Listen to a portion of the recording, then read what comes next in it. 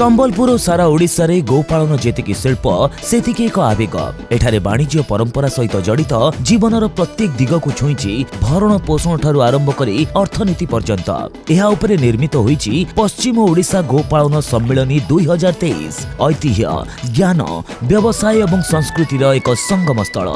संबलपुर जिला प्रशासन एवं सामूलर मिलित आनुकूल्य आयोजित WODC OMC द्वारा समर्थित एही सम्मेलनर विषय वस्तु जीवन जीविका और अभिवृद्धि पई दुग्ध। माननीय मुख्यमंत्री श्री नवीन पट्टनायक नेतृत्व रे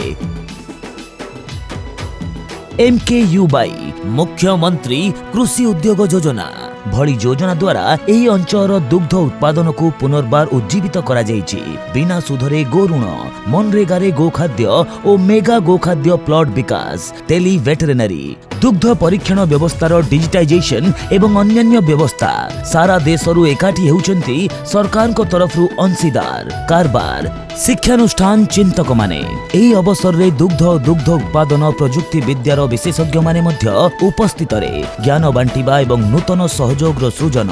एही दुई दिनिया सम्मेलनी अभूतपूर्व समन्वय पई एक मंच भावे कार्य करिबा। विभिन्न सरकारी विभाग एवं प्रमुख संगठन यथा NDDB, NDRI, IVRI, CCBF एवं अन्यान्य अनुष्ठानर प्रतिनिधि माने एही कार्यक्रम रे जोग देबे। एथिरे राज्यर दुग्ध संघ, दुग्ध समवाय समिति एवं दुग्ध उद्योगी माने अंशग्रहण करिवे। एही कार्यक्रम रे समवाय परिचालना, सरकारी योजना एवं पदक्षेप, वैषयिक प्रगति एवं नवोन्मेष एवं एक कुशली इकोसिस्टम रो विकास उपरे गभीर अंतर्दृष्टि प्रदान करिबा सहित व्यावसायिक संपर्क पई सुजोग प्रदान करा जिवो। अन्यून 30 रु अधिक संगठनर प्रतिनिधि माननकु नै एक प्रदर्शनी रे एही क्षेत्र रे वैषयिक ज्ञान कौशल प्रवेश एवं एहार फल स्वरूप व्यावसायिक अभिवृद्धि को प्रदर्शित करा जिवो।